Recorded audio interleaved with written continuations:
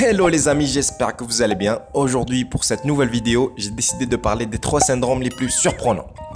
Pour commencer, on va parler du syndrome de la famille Marsili.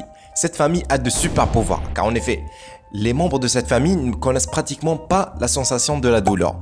Et cela à cause d'une mutation d'un de leurs gènes. Par exemple, lors d'une brûlure ou d'une fracture, ils ne se rendent même pas compte qu'ils sont blessés. Enfin bref. Si cette faculté à ne pas ressentir la douleur peut paraître comme étant un avantage, elle peut être aussi très dangereuse. Car en effet, la douleur, même si c'est chiant, c'est un signal d'autoconservation. Donc si on cumule une petite fracture, cela peut devenir très grave. Les scientifiques actuellement ils sont en train d'analyser ce syndrome afin de mettre en place un traitement contre les douleurs chroniques. Pour la seconde partie, on va parler d'un des syndromes les plus paradoxaux au monde, le syndrome de Stockholm. Définition. Le syndrome de Stockholm est le fait de développer un sentiment d'empathie, voire d'amitié avec son preneur d'otage. Ce syndrome doit son nom à une prise d'otage qui a eu lieu à Stockholm en 1973. Un certain Erik Olsson fit une tentative de braquage dans une banque, mais ça ne s'est pas très bien passé pour lui.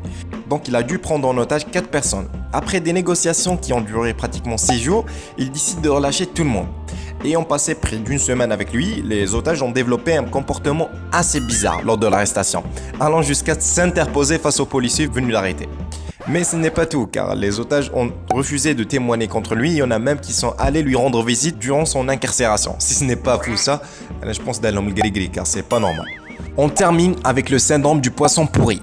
Vous l'avez deviné, les personnes atteintes de cette maladie ne sentent pas vraiment la rose. Son nom scientifique est l'atriméthylaminerie. Ouf, ce n'était pas facile à dire non plus. Cette maladie se retrouve dans la sueur, l'urine et l'air que nous expirons. Elle touche essentiellement les femmes. Sans commentaire. Cette dernière provoque une surproduction de triméthylaminerie, ce qui va provoquer cette odeur désagréable. Hommage aux personnes atteintes de cette maladie car ils peuvent avoir des difficultés à vivre en société et peuvent sombrer dans la dépression, ce qui n'est pas vraiment cool.